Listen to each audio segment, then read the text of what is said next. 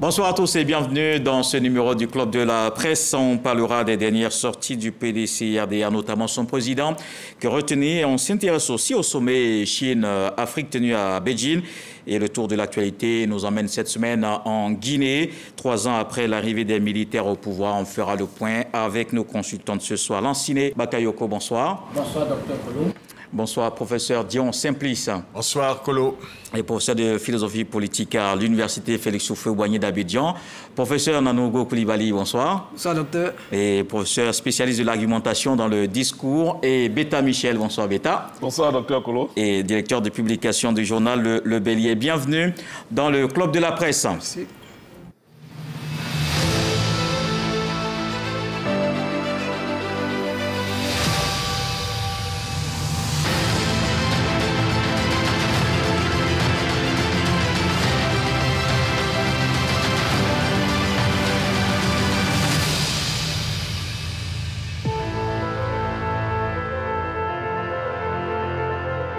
Le président du PDCI-RDA a rencontré les militants cette semaine à la maison du parti. Tidiane Thiam a parlé de 2025 et surtout donné sa position sur les alliances. On regarde un extrait et on se retrouve juste après. Mon discours du 7 août, que j'espère certains d'entre vous ont pu suivre, parce que j'ai dû le faire de l'étranger. Mais si vous vous rappelez, le seul thème de ce discours, c'était la paix.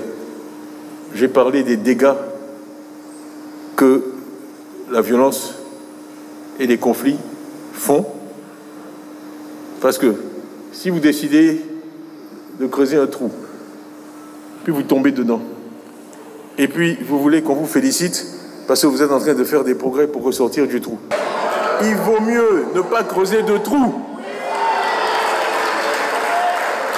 C'est simple. Il vaut mieux ne pas creuser de trou. La paix, c'est ça. La guerre, c'est le trou. C'est pas compliqué. La fin ne justifie pas les moyens. Tous les moyens ne sont pas bons pour arriver au pouvoir. Et moi, je refuse de pactiser avec ceux qui ont recours à la violence. Je dis non, mais il faut faire un deal avec eux. Et puis après, tu vas te débrouiller. Non, il vaut mieux ne pas mettre le serpent dans son pantalon. Je ne sais pas comment on sort un serpent d'un pantalon. Je n'ai jamais essayé. Et je n'ai pas l'intention d'essayer. Je laisse ça à d'autres. Moi, je ne suis pas assez habile. Alors, messieurs, qu'est-ce que vous comprenez par cette sortie du président du PDCI-RDA, Michel Beta? Oui, vraiment, avant tout propos, je vais rendre un hommage mérité à notre président, Feu Sori Diabaté, dont on vient de conduire tout à l'heure à sa dernière demeure. Vraiment, je voulais profiter de l'occasion pour rendre hommage à toute sa famille et à nous tous qui avons perdu un être cher. Ancien président de la professionnelle. S'agissant du discours du président Thiam, je voulais retenir d'abord 2 choses. Je pense que pour ma part, le discours de Thiam s'adresse en premier lieu aux Ivoiriens dans leur ensemble. Parce que quand le président du PDCI dit qu'il ne faut pas arriver au pouvoir par tous les moyens, il veut donner, à mon sens, une éthique à la politique. Parce que la politique ivoirienne, on a pensé longtemps que la politique, c'est le lieu de toutes sortes d'alliances, on peut témoigner d'alliances contre nature. Vous n'imaginez pas. On se souvient que le RHDP est arrivé au pouvoir avec une alliance de 4 partis politiques. Aujourd'hui, les autres n'existent même plus. Parce que l'autre qui est arrivé au pouvoir avec leur soutien les a tous, je dis, arnaqués, si on peut exprimer ainsi. Parce que j'ai interrogé certains. Ils m'ont dit, dans leur alliance, il avait été décidé comme ça que au cas où ils auraient le pouvoir, chacun, ils étaient 4 partis, chacun d'eux aurait une institution. Et à partir de là, ils auraient pu vraiment gérer de concert le pouvoir. Mais quand ils sont arrivés, lorsqu'ils parlaient d'institutions, celui qui était au pouvoir ne voulait même plus entendre parler. Et on a vu aujourd'hui où en est l'alliance. L'alliance est morte. Je veux revenir encore à d'autres alliances par le passé. Aujourd'hui, Tidiane Thiam dit il n'est pas bon de faire des alliances pour faire des alliances. Il faut faire des alliances parce qu'on peut les respecter. Il faut faire des alliances parce qu'on espère que quand on arrive au pouvoir, ces alliances-là tiendront. Ce n'est pas pour dans la roubladise, on fait de la politique. Ça, je voulais d'abord le dire. Et le deuxième propos du président qui m'interpelle, c'est au niveau de la mobilisation de ces militants. Il dit comme ça, que si le PDCI doit gagner, il faut qu'il compte d'abord sur ses hommes, sur ses militants. Et ça, je pense que c'est important. C'est vrai qu'on pourra faire des alliances, mais d'abord, il faut que les militants eux-mêmes mouillent le maillot pour faire gagner leur parti politique. C'est à ce prix-là que, à certaines occasions, sur certains points, on pourrait s'allier avec tout parti désireux. Donc, je pense qu'aujourd'hui, il me donne l'image de quelqu'un à qui on peut faire confiance. Parce que c'est ça. C'est ça. Aujourd'hui, les Ivoiriens sont désillusionnés politiquement parce qu'ils n'ont pas quelqu'un à qui ils peuvent faire confiance. De sorte que lorsqu'il arrive, ce qu'il aura dit, il le fera. On dit, dans le langage populaire, il est dit souvent que le propos du politicien n'engage que lui seul parce que personne n'y croit finalement. Mais Thiam, par son attitude, montre qu'un homme politique peut gagner de la confiance des uns et des autres parce qu'il a décidé au départ de marcher correctement. Je n'ai pas dit honnêtement, mais correctement. Quand on te dit qu'il faut faire une alliance et puis après tu vas te débarrasser de... Mais il dit je ne marche pas dans ce pain-là, je veux une alliance saine où on aura l'occasion de se regarder demain et continuer de marcher ensemble. Alors, une réaction de professeur Nanougo Koulibaly. Bien, merci beaucoup. J'ai écouté le discours du président Thiam avec grand plaisir. Et j'en ferai 3 commentaires. D'abord, la première des choses, c'est que de plus en plus, il entre dans le débat public. Il a décidé il prend pied effectivement dans... Et ce que cela implique, la première des choses, c'est qu'on mobilise les militants, mais en même temps, on fait des frustrés. J'ai consulté les réseaux sociaux, j'ai vu que certains qui, il n'y a même pas 2-3 semaines, louangeaient Thiam, ont commencé à tirer à boulet rouge chez lui. Ça, c'est le commentaire général. Alors, la deuxième chose, mais je vais aller un peu plus à profondeur dans les éléments de langage. J'ai écouté Thiam, il dit, on me dit de faire un deal. Et ensuite, il dit, je pense qu'on s'est compris.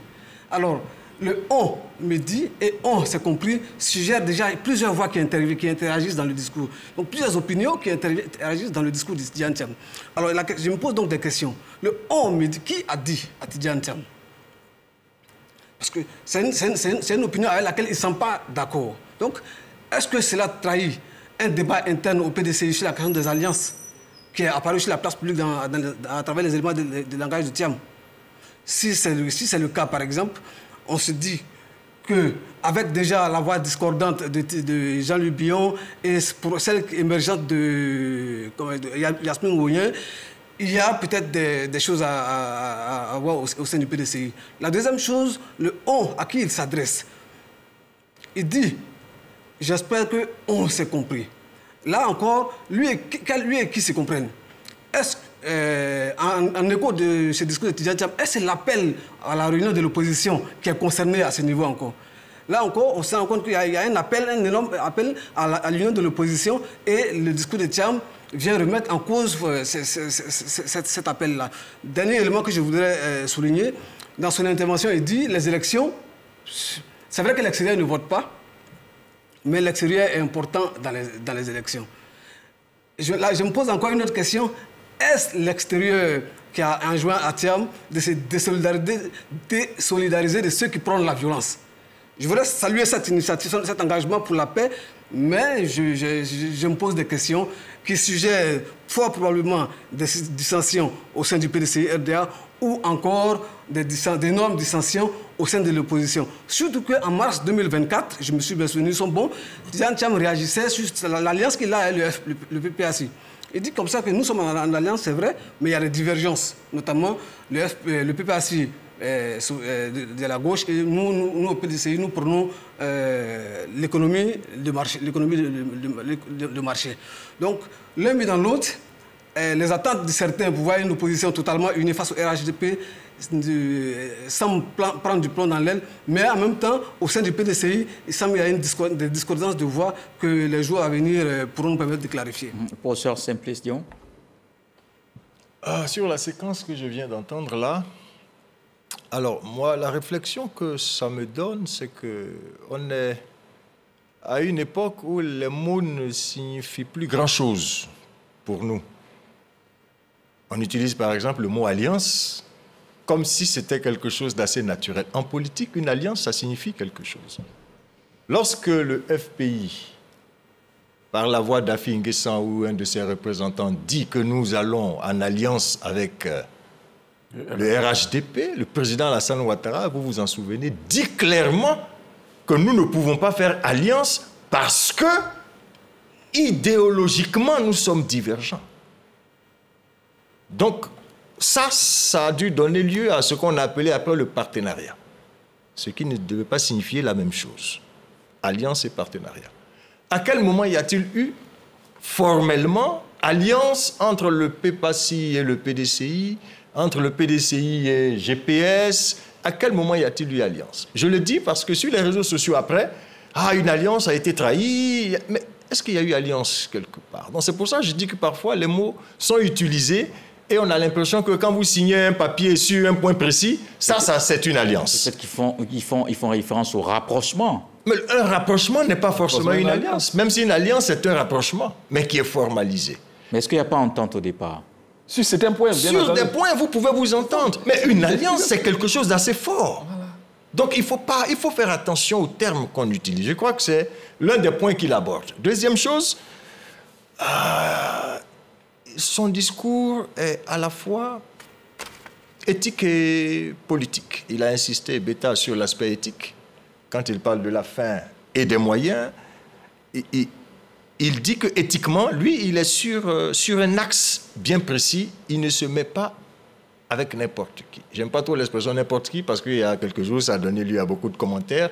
Mais on n'entre pas comme ça en alliance avec des gens dont on n'est pas trop sûr ou avec qui on n'a pas réglé un certain nombre de choses. C'est ce que j'ai cru comprendre. Ça, c'est l'axe vraiment éthique. Il dit, je reste dans une ligne qui est une ligne éthique pour moi. Il y a de la morale quand même en politique. C'est ce que j'ai cru comprendre. Mais deuxième chose importante, il est sur l'axe politique. Et le problème qu'il semble poser, c'est le problème de ce qu'on appelle les liaisons dangereuses. Y a-t-il des liaisons dangereuses en politique? Il semble répondre par l'affirmative à cette question. Il dit, il y a des liaisons qui peuvent être dans l'immédiat et dans le court terme des liaisons fastes, mais qui peuvent dans le moyen et long terme être des liaisons néfastes. Donc, laissez-moi faire attention à qui et avec qui je fais chemin, pourquoi je fais chemin avec eux, comment je fais chemin avec eux. On ne fait pas chemin avec celui qui vous rejoint à tout moment, à n'importe quelle heure, pour aller vers un objectif qui est clair dans votre tête. C'est ce que j'ai cru comprendre. Et je terminerai par cette... Vous aimez bien les westerns, non? Comme moi. Donc vous vous souvenez de Professeur, western-là, cette petite histoire-là. La brute et le truand. Vous vous en souvenez? Oui, bien entendu. Alors, quand vous mettez le bon, la brute et le truand dans une aventure, quand ils ont pris le butin et à la fin du film, qu'est-ce qui se passe? Ils vont se trahir. Ils se déchirent, c'est-à-dire la question que Thiam pose, c'est est-ce qu'il est possible de synergiser le bon, la brute et le truand en politique? Voilà ce que ça m'inspire. Lansine Bakayoko. J'ai effectivement écouté le discours du ministre Tidjane Thiam, mais j'ai compris dans son discours qu'il défend une posture. Mais plus qu'une posture, il défend une sorte d'imposture. Parce qu'il est dans l'imposture, parce qu'il n'a jusque-là pas démenti qu'en 2020, Pascal Affi-N'Guessan, qui était en ce moment porte-parole du Conseil national de transition, qui était la forme achevée, la forme aboutie de la brutalité en politique, Pascal Affi-N'Guessan, disais-je, avait déclaré qu'ils avaient un membre éminent dans le Conseil national de transition, qui était un des commandants en chef du Conseil national de transition, qui n'était pas une discothèque pour donner du thé ou du café. C'était une sorte de rébellion qui était en gestation. Et Pascal Affi-N'Guessan a dit que Tidjane Thiam faisait partie du Conseil national de transition. Et jusque-là, je prends ça, je donne du crédit à ça parce que jusque-là, le ministre Tidjane Thiam n'a pas démenti.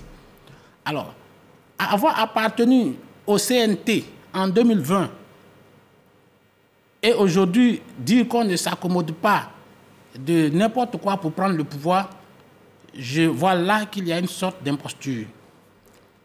Et je le dis davantage parce que Tidjane Thiam avait semblé avoir eu pas des alliances formelles, comme le professeur vient de le dire, mais des alliances tacites. Lorsqu'il avait rencontré le président Laurent Gbagbo, je pense qu'au sorti de là, il avait laissé entendre qu'il y avait une convergence de vues. Mars 2024. en mars 2024, il y avait une sorte de convergence de vues. Il a prononcé le mot alliance. Voilà. Notre alliance se porte bien. Voilà. Il y avait une sorte de... À tout le moins, il a dit qu'il y avait une convergence de vues entre les deux personnalités, disons, entre les deux formations politiques. Mais je pense que Tidjane Thiam fait surtout preuve peut-être de réalisme. Parce qu'aujourd'hui, il voit que ceux qui lui demandent de rentrer en alliance avec lui ont dans leur ADN la violence. Et ça, c'est connu de tous les Ivoiriens. Le PPACI est un parti éminemment, d'abord exclusionniste, mais essentiellement violent. Bon, Guillaume Soro, lui-même, c'est l'épicentre. Donc, Tidjane Thiam a compris que les Ivoiriens sont aujourd'hui dans une sorte de maturité sociale et politique qui fait que ce n'est pas évident que les Ivoiriens s'allient aux personnes qui font la promotion de la discorde et de la violence. Donc, pour moi, Tidjane Thiam est dans une posture. Mais est-ce que cette posture, il pourra la tenir pendant longtemps? Mais je pense que dans le logiciel du PDCI, en tout cas au moment où nous parlons, pour lui la réponse est oui. Parce que le PDCI est dans une dynamique qui laisse croire qu'il peut aller seul dans une élection et avoir sa carte à jouer. Et comme nous l'avons dit la semaine dernière, Thiam veut être en tout cas le numéro 1 de cette opposition, c'est-à-dire que tout le monde doit s'aligner derrière lui, alors que le PPACI de Laurent Gbagbo veut être quand même, je l'avais dit, l'église au milieu du village, c'est-à-dire que c'est dans sa case que tout le monde devrait venir prier. D'accord. Par ailleurs, Soro a dit, lui ne voudrait pas être le numéro 2. Ça, nous le disons tous les jours. Donc nous sommes dans une situation ubuesque qui fait que Thiam ne peut pas aujourd'hui avoir une position réelle, mais forcément une posture qui devient finalement une imposture. Et évidemment, une réaction de Michel Betta. Oui, mais la question d'abord, c'est que est-ce qu'il ne faut pas finalement craindre que le PDCI soit seul, puisque toutes les alliances ne sont pas les bienvenues? Non, la question ne peut même pas se poser en ces termes-là. Mais je voulais d'abord, avant de répondre à la question, aborder la question de la CNT dont parlait mon confrère Bakayoko. La CNT est une réponse à la prise du pouvoir par des méthodes violentes. Parce que vous n'oubliez pas que la Constitution qui a fait que Ouattara était candidat à son troisième mandat a été contestée par toutes les parties. Même ceux-mêmes qui ont fondé cette constitution-là sont venus à la télévision pour dire qu'elle ne permet pas au président Ouattara d'avoir un troisième mandat. Non. Et à quoi? Non, je viens. Il y avait quand même un président du Conseil constitutionnel. Non, s'il te plaît. Il y avait un juge constitutionnel. C'est sa voix qui est prépondérante. Tu me laisses finir, s'il te plaît. Allez-y. Tu me laisses finir. Il y a eu un juge constitutionnel en 2010 et puis il y a eu la violence. Donc tu ne vas pas me faire croire que... Quel est le rapport, Betta? Ce que je veux dire simplement que cette constitution sur laquelle le président Ouattara s'est appuyé pour faire un troisième mandat, il avait été dit à l'Assemblée nationale qu'il ne lui permettait pas au président Ouattara d'avoir un troisième mandat. Quel est le rapport est simple. Quand quelqu'un vient contre la volonté populaire, s'inscrit dans un troisième mandat, mais c'est contesté, c'est normal. Et la violence est venue d'où? La violence, quand on voit les têtes coupées, c'est pas... La volonté populaire, elle s'exprime comment? C'est pas la CNT qui a coupé les têtes. La volonté populaire s'exprime comment? Bon, alors, messieurs, on va rester sur le PDCI, je pense, parce que finalement, on commence à s'éloigner. La question que je vous ai posée, vous donnez la réponse et puis on va passer à... S'il veut attribuer la violence à quelqu'un, il sait où elle se trouve. C'est pas à la CNT. Ce que je voulais dire concernant le PDCI, mais le PDCI montre quand même suffisamment de maturité. Si tu veux aller à un combat, il faut compter d'abord sur tes propres forces. On a vu ici le RHDP. Chacun est parti avec ses forces. Et sur le deuxième tour, les gens se sont rassemblés. Mais ça peut se faire aussi avec une certaine entente au niveau des partis de l'opposition. Ce n'est pas forcément en termes d'alliance, parce que l'alliance qui était prévue avec le RHDP, on a vu que ceux qui sont au pouvoir aujourd'hui ne l'ont pas respecté. Donc, il ne faut pas donner des gages à des personnes que tu ne vas pas respecter. Et Tidjane Thiam, en se démarquant de ce type d'alliance qui veut qu'on se donne les moyens de gouverner ensemble et on ne le fait pas, il veut dire si on doit faire une alliance, ce soit sur des points précis. Et je pense qu'on l'a vu, le PDCI compte sur ses forces, mais il n'exclut pas une alliance éventuelle sur certains points. Professeur de nouveau? Non, moi je vais juste... Bon, si on veut revenir sur 2020, le CNT et tout ça, voilà. en fait, On s'éloigne un peu, la volonté quand même. populaire et tout, comment est-ce qu'on qualifie cette, détermine cette volonté populaire? Il y a vraiment un grand débat, hein, on ne va pas reculer. Il faut peut-être chercher à avancer. Ce que moi je dis, c'est qu'il y a un débat interne même au PDCI déjà. Et il y a plusieurs voix. Tidjane semble avoir une position qui n'est pas vraiment partagée par toute la structure du PDCI. Oui, c'est ce débat et c'est ce qui est important. Et à la fin, j'ai l'impression d'un président qui est un peu exaspéré par la pression d'une faction qui veut vraiment, qui tient à ces alliances-là. Et c'est ce qu'il dit. Et à la fin, il dit, je pense qu'on s'est compris. À la limite, c'est le président qui tranche à la fin. C'est le président. Entendu, donc il peut lui donner leur c'est un débat interne. Voilà. Mais quand ce débat interne-là apparaît sur la place publique, il y a vraiment un souci en interne, je pense sincèrement. Je pense. Professeur, cette précision. De façon plus générale, je voudrais regarder du côté de l'opposition. L'union ne peut pas naître de la confusion. L'image que l'opposition ivoirienne donne, on est dans un vrai capharnaüm. C'est une pétaudière où les opposants sont plus virulents envers eux-mêmes, envers leur père, qu'envers le pouvoir, qu'ils sont censés critiquer et déboulonner. Regardez quand un opposant critique un autre opposant.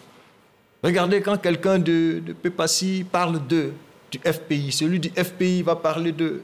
C'est extraordinaire ce grand cafouillage qu'il y a, alors qu'en réalité, ils ont en face d'eux un gros morceau qui s'appelle le RHDP. Très structuré, qui est prêt à aller au combat. Comment vous faites pour déboulonner le RHDP? Vous comprenez que si vous allez de façon éparpillée, vous n'avez aucune chance. Vous êtes donc condamné à une certaine forme d'union de l'opposition. Est-ce que vous avez le même objectif, celui de déboulonner le RHDP? Si oui, alors cet objectif étant la chose la plus importante, vous vous organisez en interne, vous trouvez les voies et moyens pour savoir comment vous allez à l'affrontement. Ou alors, chacun s'organise comme il peut, et puis il y va. Mais ce que nous regardons, ce que nous voyons aujourd'hui, toutes les fois qu'un leader de l'opposition prend la parole, une parole publique, on a le sentiment que c'est pour régler des comptes avec d'autres leaders de l'opposition. C'est pour ça que ça nous fait un peu réfléchir, et je crois que l'avoir dit une fois à un débat, la chance du RHDP du président Ouattara, pour le moment, c'est encore l'opposition ivoirienne, parce que c'est eux qui font tout le travail pour lui, et je crois, je pense, j'espère pour eux qu'à un moment donné, après s'être structurés de façon interne, eh bien, ils vont s'attaquer à un gros morceau. Parce que de toute façon, le PDCI a deux possibilités.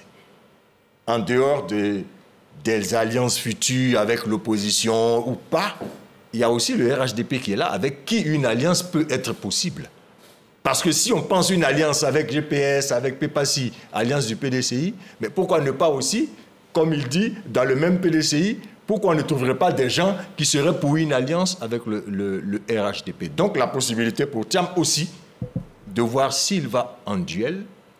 Je crois qu'il a donné les moyens de dueliser avec le RHDP, mais de voir s'il va en duel ou s'il va en duo. Mais la politique, c'est tout cela. On a toutes les cartes devant soi et puis on cherche mathématiquement, parlant et stratégiquement ce qui est bon pour vous. Rapidement, avant d'enchaîner. Juste une petite précision. J'adhère vraiment à l'analyse qui est faite par le professeur Dion. Et ce qui me fonde à dire qu'en l'état actuel des choses, collectivement ou individuellement, l'opposition a du mal à proposer une offre politique aux Ivoiriens. Et c'est ce qui me fonde à dire qu'en l'état actuel des choses, il n'y a pas d'alternative crédible au RHDP. Donc toi, l'enseigner. Il a inscrit avec vous. Moi, je pense que ce qui arrive... Bon, on parle de Tidjane Thiam, mais à l'opposition, je l'avais dit, l'opposition est comme une armée mexicaine où il n'y a que des généraux. C'est-à-dire, tous ces généraux veulent être des commandants de la troupe. C'est-à-dire le général Tidjane Thiam, le général Laurent Gbagbo, le général Guillaume Soro, chacun veut être le commandant de la troupe. Or, il se trouve qu'il doit avoir un seul général et les autres doivent faire partie de la troupe. Comment faire aujourd'hui pour concilier toutes ces positions-là de sorte à pouvoir trouver un seul général, un seul commandant? Pour vous, ce n'est pas possible? Ça, ce n'est pas possible. Mais ce n'est pas possible, d'autant que le PDCI, une frange importante de la PDCI, et ça nous le savons, est dans son vieux logiciel archaïque qui est devenu caduque aujourd'hui, qui est qu'on veut Nous sommes dans une position du tout sauf Alassane Ouattara. Et ça, cette frange du PDCI qui est dans ce vieux logiciel-là est encore incrustée au sein du PDCI. Or, Tidiane Thiam, aujourd'hui, est beaucoup plus proche, et ça je le dis, en tout cas par les idées, par la conduite même de son argumentaire, est beaucoup plus proche des idéaux du RHDP que de ces TSO, de ces ex-TSO. Donc voilà dans quelle position nous sommes aujourd'hui. Je pense que Tidiane Thiam devrait s'attendre à faire face à une fronde beaucoup plus violente à la veille des élections, parce que je ne sais pas comment il va faire pour retourner tous ces ex-TSO-là qui ruminent encore toujours... et vous entendez quoi par TSO? Tout sauf Alassane Ouattara. Et ces gens-là, ils continuent d'exister, même s'ils sont aujourd'hui en minorité, mais c'est les vieux briscards qui sont là-bas, qui n'ont plus de la force, mais qui en voient au chapitre. Et c'est ceux-là qui sont pas d'accord avec votre position. Vous savez, et on va terminer rapidement là-dessus. J'ai entendu certains argumentaires pour dire que l'opposition doit aller en rang serré. Mais je ne sais pas ce que ça veut dire. Parce que quand je me réfère un peu à l'alliance du RHDP, chacun est parti en son nom. Et c'est au deuxième tour, il y a eu un accord sur celui qui était en bonne posture. Donc, on ne va pas prétester qu'aujourd'hui, si l'opposition va par chaque candidat de l'opposition, pas le RHDP est sûr de gagner. Je dis non, il ne faut pas donner un blanc-seing à quelque chose qui ne va pas être correct. Il ne faut pas donner un blanc-seing. On espère que les urnes seront correctes. Et c'est pourquoi, moi, je pense que l'alliance de l'opposition qui a été fondée en août dernier est remarquable. Parce que c'est sur des points précis. L'organisation des élections et du processus électoral et l'institution de la carte électorale. Moi, je pense que c'est des points sur lesquels, si on s'accorde, si le parti au pouvoir accepte de discuter franchement avec l'opposition et qu'on s'accorde, chaque parti ira avec son champion. Et je suis certain que le RHDP ne pourrait pas s'en sortir. Mais cette discussion-là vont ressembler à du bavardage. C'est toi qui penses. Non, c'est ça du bavardage. Si les gens le demandent, il faut le faire. Non, c'est ça du bavardage, parce que c'est déjà fait. On ne va pas rester éternellement à parler de ceci, de ceci, cela. Il faut qu'on commence à travailler. Regardons devant, arrêtons les bavardages futiles. Merci, ça ne nous mènera nulle part. Oui, merci, messieurs. Alors, on va poursuivre, évidemment, en regardant l'actualité nationale sur la question, mais on va aller maintenant en Chine pour voir le forum Chine-Afrique. Le président Xi Jinping a assuré que son pays va approfondir sa coopération avec les pays africains. 50 milliards de dollars de soutien annoncés pour le continent africain. Davis Oyo. La Chine déroule le tapis rouge au continent africain. Nous sommes au sommet de la coopération sino-africaine, une rencontre de 72 heures avec la participation de plus de 50 dirigeants africains. À la clé, plusieurs accords bilatéraux et commerciaux signés et un engagement obtenu. Le président chinois Xi Jinping va allouer à l'Afrique 50 milliards de dollars de financement pour les 3 prochaines années. Ambition, aider à la création des millions d'emplois sur le continent africain et approfondir ses relations économiques. La Chine est le premier partenaire commercial de l'Afrique. Le pays est également le premier partenaire commercial de la Côte d'Ivoire. Le vice-président ivoirien, invité spécial à cette rencontre Chine-Afrique, représentant le chef de l'État, a reçu une distinction de la part des autorités chinoises pour le président de la République. Alassane Ouattara a été élevé au rang de professeur honoraire des universités de Chine, une reconnaissance pour ses nombreuses actions de développement et de la bonne collaboration entre les deux pays. Cette franche collaboration s'est traduite également par la signature de 3 accords de coopération entre la RTI, Radio-Télévision Ivoirienne, l'Agence Ivoirienne de Presse et l'Institut des Sciences Techniques de la Communication, ISTC Polytechnique, et leurs homologues chinois de China Media Group, de l'Agence Xinhua et de l'Université de la Communication de Chine. Alors, messieurs, que pensez-vous de cette coopération quand même qui est en marche depuis maintenant plusieurs années? Beta Michel, que gagne le continent selon vous concrètement? Bon, moi je pense que la question qui nous a été donnée, sur laquelle nous devons réfléchir, c'est que gagne la Côte d'Ivoire. Dans le continent, bon, on dit le président chinois a prévu 50 milliards. 50 milliards sur 3 ans pour tout le continent, mais combien la Côte d'Ivoire va avoir dans cette manne-là? Surtout que plus de la moitié de cette somme-là est une dette. Bon, le président, je suivais récemment même le premier ministre burkinabé qui était en train de lutter déjà avec une manne qui n'existe pas encore. Lui, il est en train de lutter pour avoir une grosse part. Bref, on dit qu'en termes de coopération, jusqu'à aujourd'hui, la Chine est le partenaire privilégié de la Côte d'Ivoire avec près de 5 milliards de dollars d'échanges. Et je crois que cela doit continuer. Mais moi, ce qui m'inquiète un peu, c'est cette demande qui a été faite par notre vice-président et qui a été répétée par plusieurs ministres, c'est-à-dire le transfert de compétences. Voyez-vous, c'est un débat vieux. Je crois que j'ai suivi un peu une réaction de Félix Ogbagné en son temps sur cette question-là. Il dit qu'il n'y a pas de transfert de compétences. On prend nos étudiants, ils vont se former, on crée nos écoles et nous-mêmes, on se transfère les compétences qu'on aura eues partout dans le monde. Donc, voyez, tant qu'on aspire le transfert de compétences, on n'aura pas. Parce que la Chine qui prête son argent va envoyer ses experts pour exécuter ses marchés. Celui qui prête a toujours, je dis, la force d'imposer ce qu'il veut. Et ça se voit dans tous les marchés qui sont faits ici par la Chine. Il n'y a plus même des ouvriers chinois. Ce qui est vraiment, moi je pense que c'est ahurissant. Et je crois qu'aujourd'hui, il faut que la Côte d'Ivoire soit un peu plus réveillée. Il faut un peu plus réveillée vis-à-vis de cette coopération-là. Parce que c'est des coopérations qui durent, mais à la limite, quand on analyse profondément, elles n'ont pas encore donné les résultats probants qui nous permettent d'espérer que cette coopération va nous mener là où nous voulons, c'est-à-dire l'industrialisation et le développement de nos pays. Et puis j'observe aussi que ce qui a été beaucoup commenté lors de cette rencontre sino-africaine, c'est les médias occidentaux ont beaucoup plus commenté ça que nos médias. Quand tu suis un peu l'actualité, on a l'impression que tout le monde se bat autour de l'Afrique et chacun veut avoir plus d'Afrique que d'autres. Donc ça fait que le débat sur l'Afrique est plutôt venir récupérer nos matières. Est-ce que ce n'est pas à raison, puisque la Chine est le premier partenaire commercial avec 167 milliards? Oui, non, mais je veux dire, les autres veulent lui ravir cette place-là. Les autres veulent lui ravir cette place-là. Donc, chacun se bat pour s'approprier l'Afrique. Moi, je dis, si j'ai un appel à lancer aux Africains, il faut qu'aujourd'hui, nous-mêmes, nous soyons les premiers pilleurs de nos matières premières. C'est qu'on les transforme nous-mêmes pour en faire ce qu'on veut pour développer nos pays. Sinon, tant qu'on espérera que certains vont nous apporter la compétence nécessaire pour le faire, on sera toujours à ce niveau, malheureusement. Pour ceux dans le nouveau. Bien. Oui, en fait, le sommet a été beaucoup commenté par la presse occidentale, ça c'est vrai. Mais en fait, il faut inscrire ça dans le cadre de la bataille générale. Oui, mais c'est ça. Ce qui est intéressant, c'est une sorte de multipolarisation qui se construit. Et ça, c'est dans l'intérêt des Ivoiriens. Oui, bon, c'est tout un processus dans l'intérêt des Ivoiriens et dans l'intérêt des Africains. Aujourd'hui, l'Occident n'a pas le monopole des financements et tout. Et là, c'est quelque chose de bon. À côté de ça, en termes d'opinion, de façon générale, la Côte d'Ivoire tire quelque chose parce que le président d'abord a été, je crois, professeur honoraire. Voilà, ça c'est un gain dans la bataille de l'opinion. Et ce qu'on gagne aussi, c'est que en termes de mobilisation des ressources, on a besoin de ressources pour financer notre développement interne.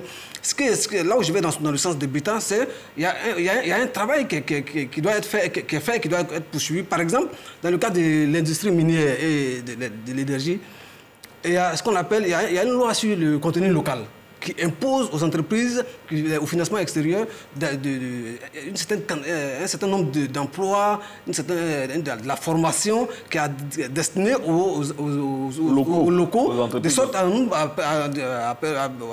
contribuer au développement du capital humain de chez nous ici. Et là, c'est un intérêt.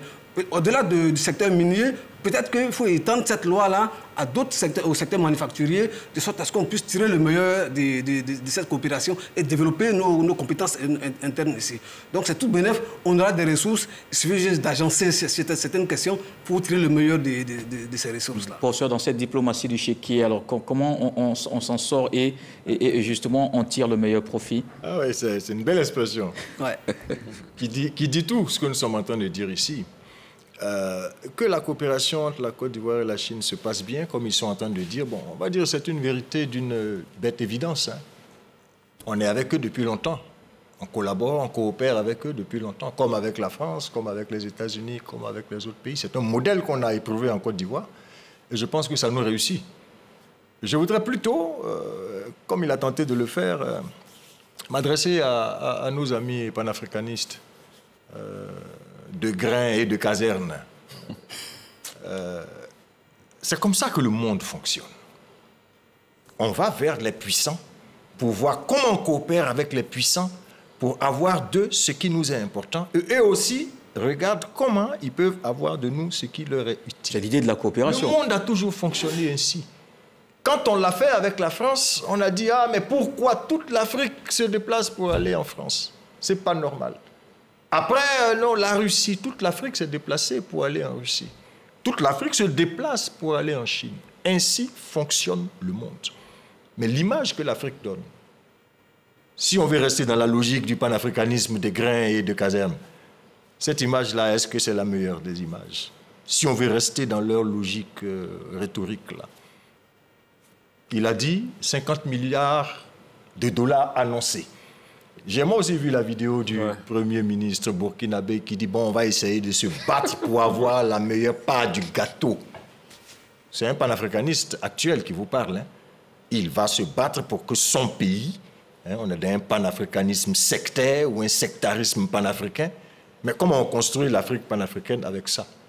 Ce sont des Afriques qui se sont déplacées pour aller en Chine.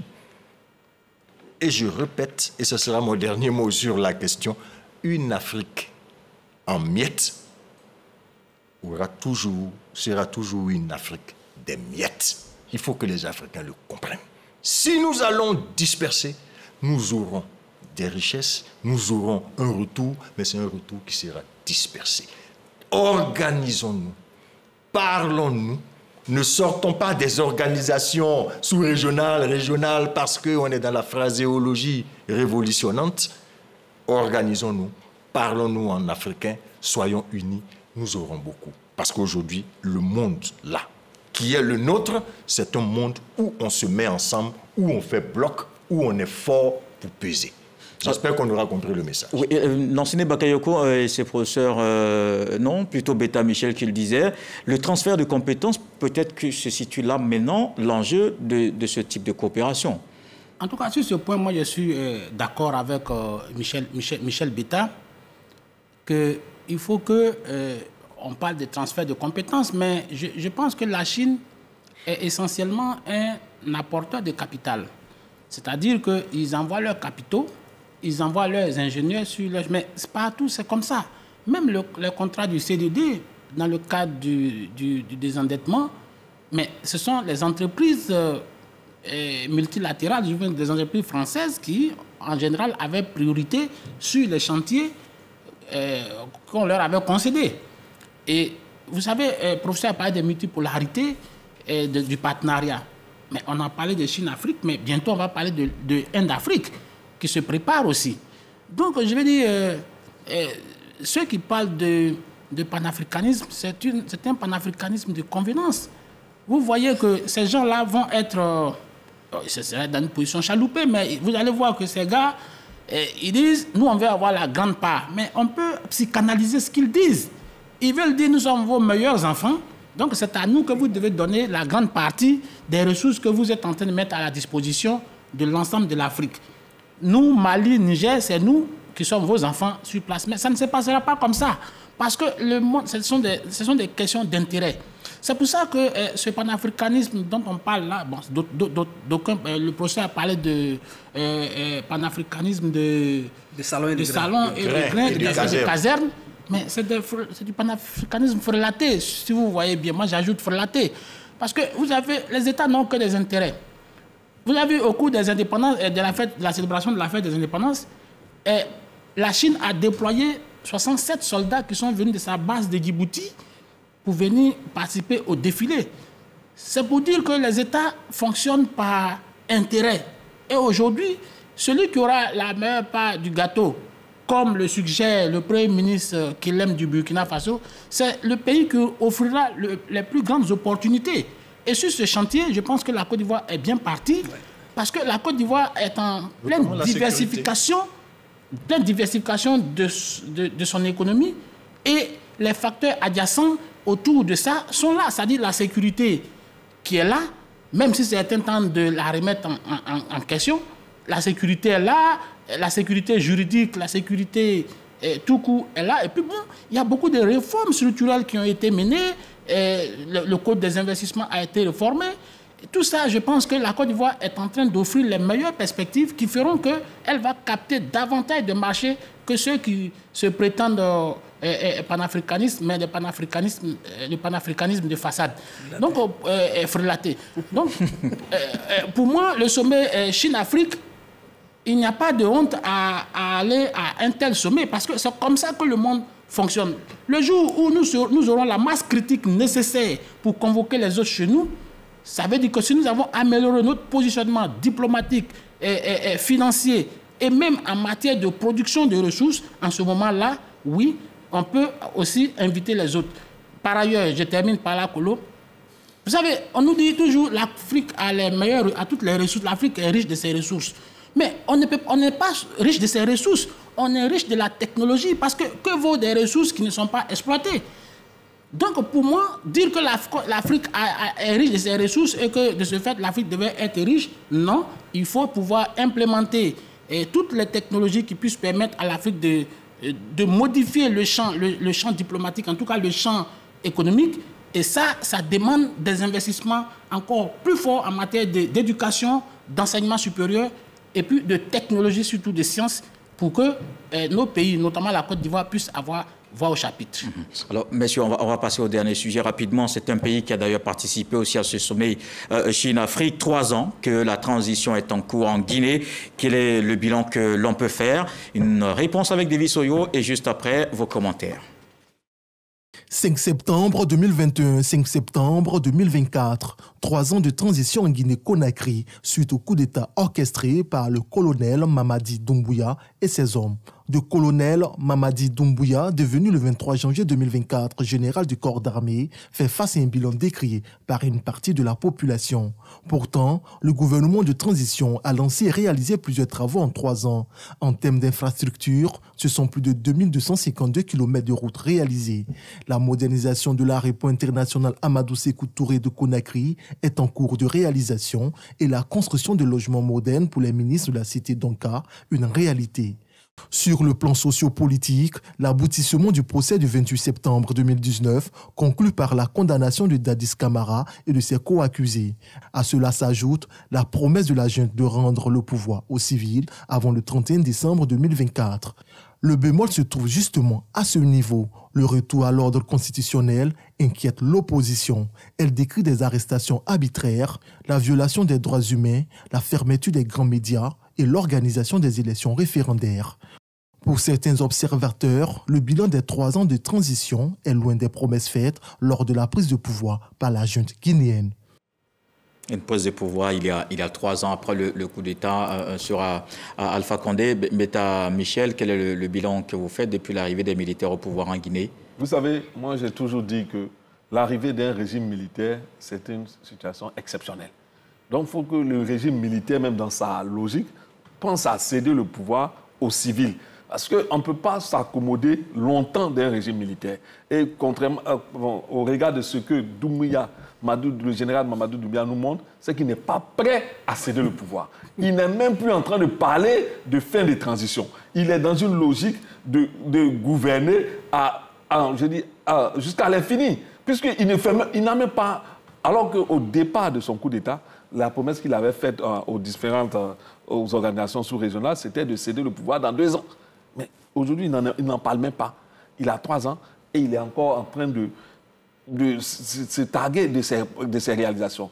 Routes, infrastructures, oui, c'est bien beau, mais à quand la fin de ce régime d'exception? Les opposants sont martyrisés.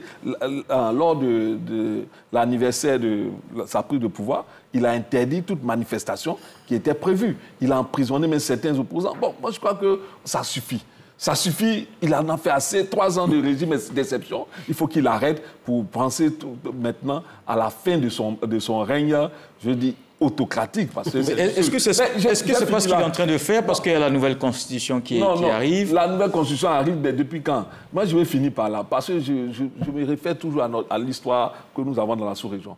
Au temps des indépendances, Sékou Touré avait réussi à fermer la Guinée et la Côte d'Ivoire qui était ouverte. Aujourd'hui, lorsque Sékou Touré n'était plus là, on a vu qu'il n'avait rien fait du pays. Tout était à refaire. Tout était à faire même parce qu'il n'y avait rien de fait. Jusqu'à présent. Jusqu'à présent. Voyez-vous, c'est des choses, ça devrait nous interpeller, nous les Africains. Ce régime d'exception-là, ça n'apporte rien et ça n'a rien apporté aux Guinéens. Il faut que ça s'arrête. Bien, merci beaucoup, Touré. Kolo, en fait, je vais regarder la situation en Guinée en la comparant aux 2 autres régimes militaires au Mali. Il y a des similitudes et puis il y a des différences quand même. Au niveau des différences, ça dit qu'ils ne sont pas confrontés aux mêmes défis. Défis sécuritaires de l'autre côté, lui, il n'a pas ces défis. Il n'a pas ces défis sécuritaires-là. Ouais, et une autre différence, c'est que lui, bon, il essaie de se rendre fréquentable, il n'est pas en conflit ouvert avec tout le monde, pendant que les autres, ils tissent tout ce qui bouge, ils sont en conflit avec tout le monde. Ce sont les... Par contre, ce qu'il y a comme d'énormes similitudes, c'est que dès le départ, ils promettent de prendre le pouvoir et de le rendre très rapidement, de restaurer la démocratie ou bien la sécurité, mais aucun n'a respecté cette promesse. L'autre chose, c'est que toutes les organisations politiques ou bien civiles qui ont servi de rampe à la prise du pouvoir des militaires sont aujourd'hui réprimées et matées. Le FNDC n'a plus voix au chapitre en Guinée. Ils sont arrêtés, pourchassés, traqués dans tous les sens. Au Mali, le mouvement du 5 juin, je crois que c'est ça, et aussi avec Choguel et l'imam Diko, qui est aujourd'hui en exil, je pense bien, vous voyez. L'une des leçons, il a bien, on n'a rien à tirer de ces régimes d'exception. Pire, les civils qui pensent qu'ils peuvent nous aider à leur faciliter l'accession au pouvoir, ils se trompent largement parce que le militaire, une fois installé, il pense qu'à lui, il pense à s'éterniser au pouvoir. Aujourd'hui, chacun de ces régimes d'exception est en train de s'offrir un mandat, la durée d'un mandat présidentiel. Aujourd'hui, en Guinée, on ne parle pas d'élection. Au Mali, bon, encore moins. Au Burkina, lui-même, il a pris un texte pour se dire, pour se donner 5 ans d'exercice du pouvoir. En fait, il est devenu président de la République, aussi facilement que ça. Il faut vraiment revoir ces choses-là. Et quelles que soient les difficultés qu'on a avec un régime civil, c'est beaucoup mieux. On a un cadre d'expression et on peut aller à des élections tranquillement, on peut aller et venir, on peut au moins s'exprimer. Aujourd'hui, ce n'est plus possible en Guinée. Ils ont organisé le procès de massacre du stade et tout ça. Mais après, est-ce que c'est le premier besoin des Guinéens? Oui, mais justement, ça reste quand même un bon point pour Mamadi Doumbouya. Le procès du 28 septembre 2009 qui a connu quand même un dénouement après 2 ans. Professeur Simplice Dion, c'est un bon point. Tout ça, c'est la ruse de la raison. C'est comme ça que Hegel dit. Donc, il ruse avec le peuple guinéen, il s'incruste, il s'enquiste, le temps passe, il se rend indispensable, il gagne du temps, et puis ce qui est transitoire devient définitif. Et finalement, on va s'habituer à lui comme héros national, comme chef, comme père de la nation, et puis il va se donner 10 ans, 15 ans. Tant qu'il n'y aura pas un mouvement populaire capable de lui dire que le transitoire ne peut pas être définitif. Que ce qu'il est en train de faire là, ce n'est pas ça qui est normal, c'est l'exception. Et il ne faut pas que l'exception devienne la règle. Ce qu'on demande à Mamadi Doumbouya, c'est d'organiser les élections. Et s'il veut être président élu, il se présente, il aura certainement le droit de se présenter parce que c'est lui qui va faire la Constitution. Il se présente et il demande l'onction populaire, la légitimité du peuple. S'il a la légitimité, il est président, il gouverne. Mais il gouverne selon les lois désormais de la République. Il ne gouvernera plus avec les armes. Et je dis toujours au peuple africain, la force ne mange pas les herbes. La force, ça mange des hommes. Vous donnez le pouvoir aux hommes de force, ils vont vous manger. L'enseignant Bakayoko. Oui, sur ce régime militaire, je pense qu'en dehors de quelques travaux d'asphaltage et je crois ce procès qu'il a organisé en réalité à son propre profit, je pense qu'il n'en fait ça a quand même permis de manifester la vérité. Oui, mais c'était à son profit. Et les hommes sont quand même condamnés. Je comprends bien, mais qui tire les dividendes d'aujourd'hui de l'organisation de ce procès? Mais justement, ça fait partie des éléments de langage pour lui et ça fait partie des arguments majeurs pour qu'il essaie de se perpétuer au pouvoir. Mais moi, ce que je vais dire aujourd'hui, il y a beaucoup d'opposants qui sont aujourd'hui... La règle aujourd'hui, c'est ça en Guinée. Enfermer les opposants, mettre les opposants en quarantaine, Sidya Touré, quarantaine. Mais je veux dire que ce n'est pas nouveau. Vous avez parlé de système d'exception, de régime d'exception. Mais dans tous ces pays, ce n'est pas de système d'exception. Quand Lansana Conté prend le pouvoir en 1984, mais il dit que le régime de Sékou Touré était corrompu et que lui venait pour rétablir l'ordre. Mais il est resté jusqu'à sa mort. Quand Sangoulé Lamizana prend le pouvoir en 1966 au Burkina Faso, quand il renverse Maurice Yamego, c'est la même rhétorique qu'il tient. Quand Séni Kounté renverse Amani Diori en 1974, c'est la même rhétorique. Je viens au Niger, je viens, j'enlève et puis bon après je vais vous donner. Mais c'est la même chose. Et je ne vais pas monopoliser la parole parce que tous ceux qui leur ont succédé, en tout cas en matière de coup d'État, c'est la même rhétorique. C'est la même rhétorique. Quand Dadis Camara prenait, comme nous parlons de la Guinée, il a dit que le pays était corrompu et que lui, il était venu pour instaurer l'ordre. Donc je pense que Mamadi Doumbia est dans la même ligne, la même logique. Parce qu'aujourd'hui, quand vous regardez même les médias guinéens, bon, il en a fermé tous les médias majeurs. Le groupe Espace, Adafo, tout ça sont aujourd'hui en exil. Et vous voyez, donc aujourd'hui, le régime guinéen, lui, veut se perpétuer. Et si vous regardez dans les médias, aujourd'hui, on ne parle que des réalisations du président Mamadi Doumbia. Il y en a même qui vont jusqu'à dire maintenant le président de la République. Donc, Mamadi Doumbia n'est pas dans une logique de céder le pouvoir, il est dans une logique de confiscation du pouvoir, exactement comme ce qui se passe au Gabon. D'accord. Alors, donc la même question à tous les autres. Pour vous, vers un maintien ou un transfert du pouvoir au civil? Il travaillera plus pour se maintenir au pouvoir. Non, mais les signes sont visibles. Hein. Mamadi Doumbia n'est pas prêt de céder le pouvoir au civil. Il veut même enfoucher désormais remplacer son treillis contre le costume. Et il le montre dans plusieurs de ses déplacements. Il est en boubou, en grands apparats civils. Ben, ça veut dire qu'il se prépare à briguer la magistrature suprême. Et cela ne me surprendra pas demain qu'il soit candidat pour sa propre succession. Pour ça, c'est plaisir. Il faut qu'il organise des élections. C'est la seule chose qu'on lui demande. D'accord. Non, il n'organisera pas des élections crédibles. Moi, Mamadi Doumbia, dans sa tête, il est déjà le président de la République de Guinée. Et je ne vois pas comment il envisagerait une autre option qui ferait de lui, qui le mettrait hors jeu. Aujourd'hui, tout est réuni. Vous avez vu l'avant-projet de constitution. Et même quand on va à l'intérieur, Mamadi Doumbia, dans son logiciel mental, se voit en train de continuer la conduite du peuple guinéen et peut-être... que ce soit avec un mandat ou sans mandat, moi je pense que Mamadi Doumbia... Heureusement qu'il a lui-même organisé le procès de Dadis Camara. Donc qu'il s'en souvienne. Alors merci. Merci, professeur Simplice Dion. Michel Betta, professeur Nanogo Koulibaly, Lansine Bakayoko. Merci de nous avoir suivis. On se dit à dimanche pour un autre numéro du Club de la Presse.